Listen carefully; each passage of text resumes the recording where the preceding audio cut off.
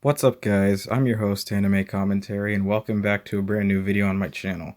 As you can tell by the thumbnail, we're covering a versus battle today between Itachi and Obito Uchiha. Now before we get into this, I thought I should mention the versions of each character we're going to be talking about today, and they're going to be pre-war arc Obito and Itachi during his time with the Akatsuki. Basically what this means is that Obito won't have Madara's Rinnegan or any control over the reanimated Jinchuriki, and Itachi won't be reanimated himself, and he won't have unlimited chakra or stamina. But with that out of the way, let's get into it.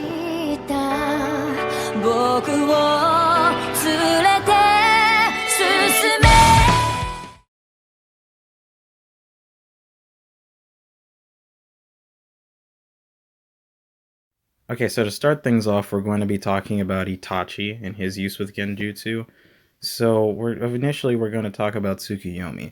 Tsukuyomi is a visual genjutsu only accessible to a Mangekyo Sharingan user, and it allows them to trap their victims in an illusion that warps their perception of time and reality.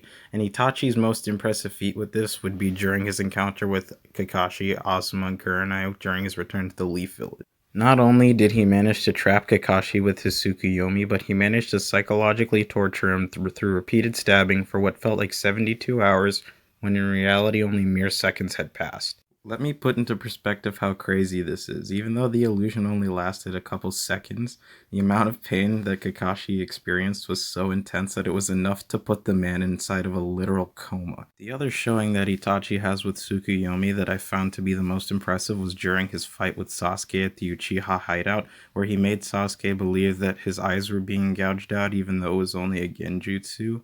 And what makes this even more impressive is the fact that normal genjutsu is already hard enough to break out of, but Sasuke was only able to break out of the Tsukuyomi using the energy that he got from Orochimaru's curse mark. If that doesn't tell you how insanely powerful and difficult it is to break out of Tsukuyomi, then I don't know what does. Apart from using Tsukuyomi, Itachi is also proficient in using basic Sharingan genjutsu and finger genjutsu as well. The best example I have of this was when he returned to the Leaf Village so he could capture Naruto when he ran into Asuma, Kurenai, and Kakashi. And when Kurenai tried to place him under Genjutsu, he not only managed to break her own Genjutsu, but he managed to place her in a Genjutsu without her even noticing. Overall, even though Itachi is a skilled Genjutsu user and Tsukuyomi is one of the most powerful Genjutsu in the entire series, I don't think it would be much of an advantage for him in his fight against Obito. Basically, this is a problem for Itachi solely because any Mangekyo Sharingan user can break out of Tsukuyomi, and since Obito himself is a Mangekyo Sharingan user, it wouldn't be much of an asset in helping him. But with that out of the way, let's move on to Obito. So to start off with Obito, we're going to talk about the time he attacked the Hidden Leaf Village on the night of Naruto's birth. He was able to use basic Sharingan Genjutsu to control Kurama the Nine-Tailed Fox, who is said to be the strongest of the nine-tailed beasts in the entire series. The only other person able to achieve this feat was Madara Uchiha, and Obito managed to complete all of this at the age of 14. Aside from this, Obito's only other really impressive showing of him using Genjutsu was when he used Izanagi against Konan during their fight in the Rain Village. Now before I explain why this is impressive, allow me to explain what the Izanagi is.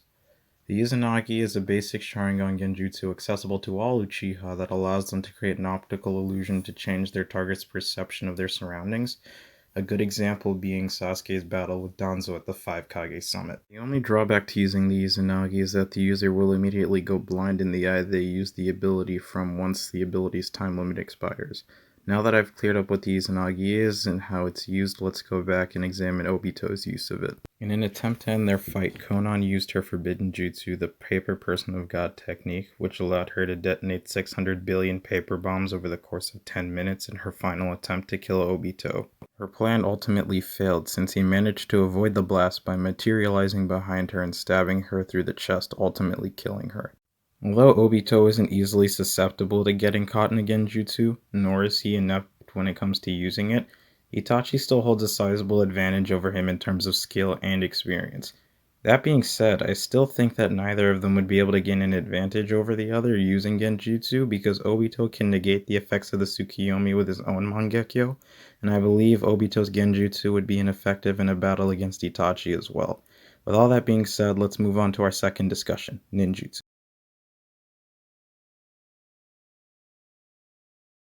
Okay, so to start things off with ninjutsu, we're going to talk about Obito and his abilities, specifically his Mangekyo Sharingan ability Kamui. It's an ability unique to Obito that allows him to teleport faraway objects to a different dimension through his left eye, and it allows him to teleport objects closer to him in his own body through his right eye. It also grants him intangibility, meaning he can phase through solid objects. However, while he's intangible, his opponents can't attack him and he can't attack his opponents, and his intangibility only allows him to remain intangible for 5 minutes at a time. And unlike other Mangekyo Sharingan users, repeated use of Kamui doesn't end with eventual blindness as we've seen with other Mangekyo Sharingan users like Itachi, Sasuke, and Madara.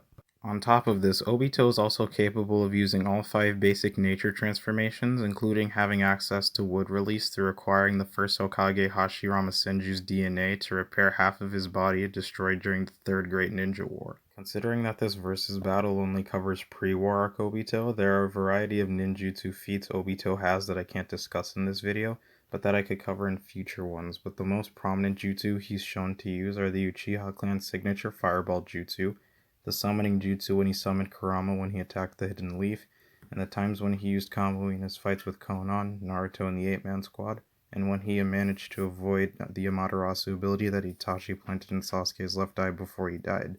And I'll explain why this is important and impressive when I get to Itachi's segment.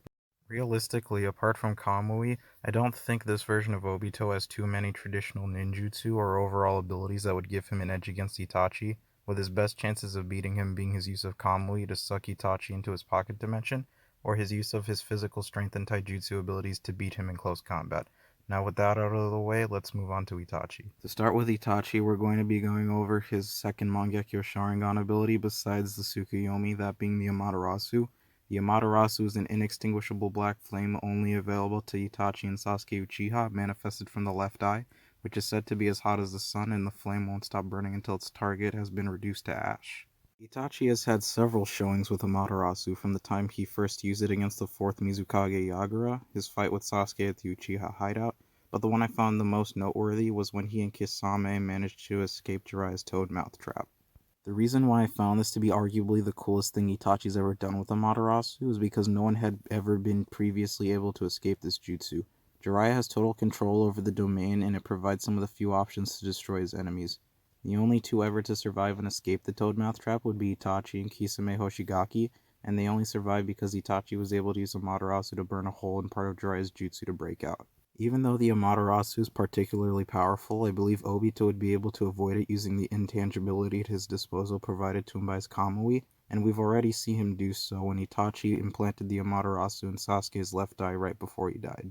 To add to this, Itachi also has the Susanoo, which is an external manifestation of the creator's will with its sole purpose being combat, and the color of the Susanoo varies from each user to user, such as Itachi's being red, Sasuke's being purple, and so on. Itachi's abilities with the Susanoo would be his ability to wield the Totsuka Blade, which is a sword embedded with sealing jutsu that allows him to seal and trap his target for all eternity once it's made contact, and the Yata Mirror, which has the ability to defend against all ninjutsu and other physical attacks because it carries the characteristics of all 5 nature transformations. Apart from his Mangekyo abilities, Itachi has access to 3 of the 5 nature transformations, those being fire, wind, and water, and just like other members of the Uchiha clan, he has an especially strong affinity for fire. As I've previously mentioned with Obito, there are several jutsu that Itachi has access to that we can't cover in this video due to the version of him that we're looking at, but he still has several noteworthy techniques like the array of signature Uchiha clan fire jutsu, the Shuriken jutsu, and his ability to create exploding shadow clones. Overall, when using ninjutsu, I can't say that either Itachi or Obito have the advantage over the other. None of Itachi's attacks would be able to land on Obito if he were able to consistently use his intangibility, and it would be pointless for him to unleash a barrage of attacks because he doesn't have unlimited chakra and he runs the risk of going blind if he overuses his Amaterasu and Susanoo. To add to this, none of Obito's attacks would be able to work on Itachi either, especially if he's using his Susanoo's Yata Mirror to deflect any physical attacks, and his best chance would be to use Kamui to trap Itachi in his pocket dimension to win by default by removing him from the battlefield. Now that we've covered both Genjutsu and Ninjutsu, let's move on to the third and final round, Taijutsu.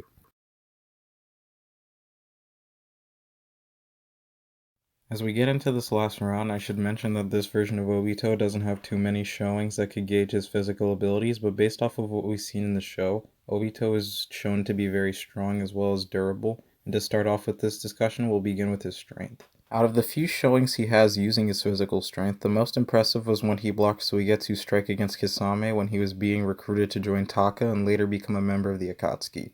What makes this impressive is that the sword in Suigetsu's possession belonged to Zabuza Momochi, one of the previous 7 ninja swordsmen of the Mist, and Obito managed to block it with just his bare hand.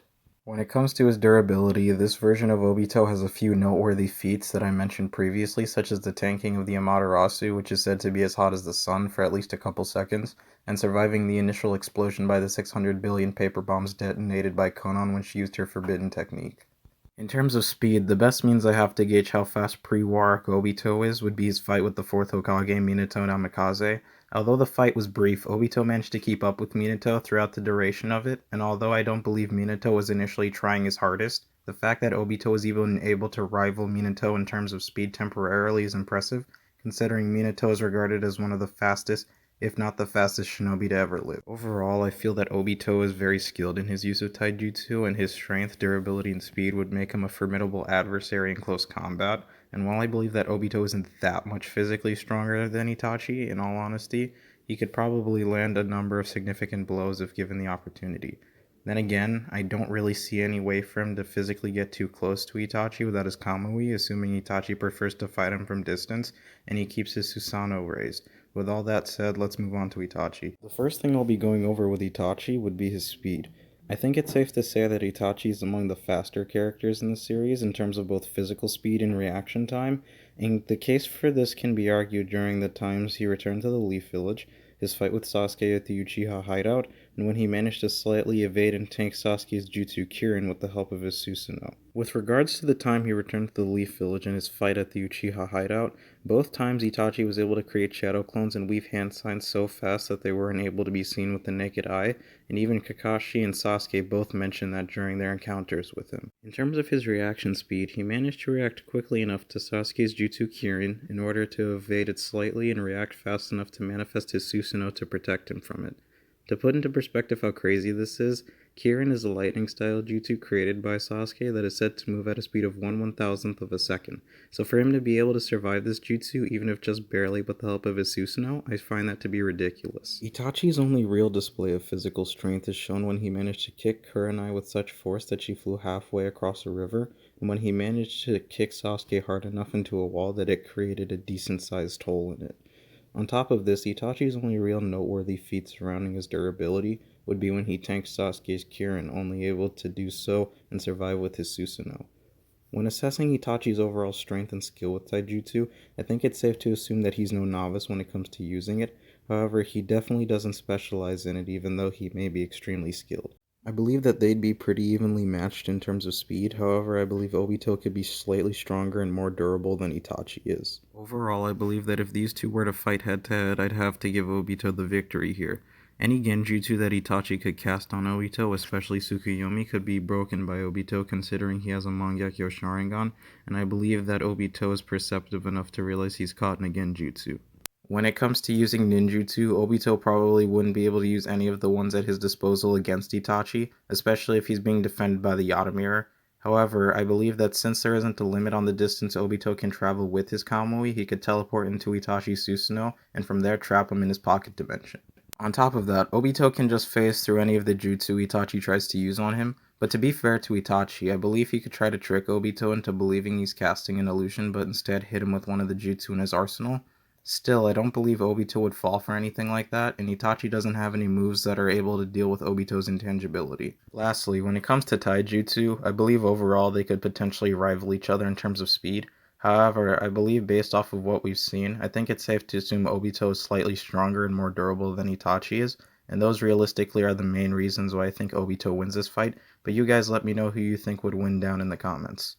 Hey guys, thanks for sticking around until the end of the video. I hope you enjoyed this versus battle scenario, and if you want to see me make a separate video comparing the other versions of both of these characters, or you just want to see me do more versus battles in general, let me know down in the comments. If you enjoyed today's video, like and subscribe as we want to keep seeing this anime family growing, and share it with a friend if they like anime or want to get started watching anime. But yeah guys, again I hope you enjoyed the video, and I hope you stick around, but until next time, this is Anime Commentary signing off. Peace.